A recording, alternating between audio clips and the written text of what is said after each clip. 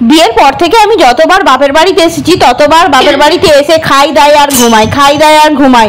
মা শুধু খাওয়ার জন্য আমাকে ডাকে, আবার ঘুমিয়ে পড়ি খেয়ে দিয়ে। এটা কেন যে হচ্ছে আমি জানি না। অন্য কোনো মেয়েদের সাথে এরকম হয় কিনা আমি সেটাও বলতে পারছি না। বাপের বাড়ি ঘুমের হাঁড়ি। আমি আর আমার বর একদিন গার্ডেনে ঘুরতে যাই, আর আমার বর আমাকে একটা কথাই বললো যে একটা গানের শুটিং করতে হবে যেখানে তোমাকে কেঁদে কেঁদে অভিনয় করতে হবে। তখন আমি আমার বরকে বললাম, কান্না আমার জীবনে আসে না, কারণ তুমি তো আমাকে অনেক ভালোবাসো। সেই জন্য একটা কাজ করো, তুমি আমার গালে একটা খুব জোরে থাপ্পড় মারো, তারপরে আমি কান্নার অভিনয়টা করে দেখাচ্ছি। আমার বর আমাকে কিছুতেই মারবে না, আর আমি কিছুতেই শুনবো না। লাস্টে আমি নিজের গালে নিজেই চড় মেরে কান্নার অভিনয় করছি। কি গো, বাবার বাড়ি এসছো? কেমন মজা লাগছে? খুব মজা লাগছে, কি আনন্দ হচ্ছে, কি বলবো, অনেকদিন পরে এসেছি। বেশি মজা করো না, বিকেল বেলায় আবার শ্বশুর বাড়ি নিয়ে চলে যাবো। হ্যাঁ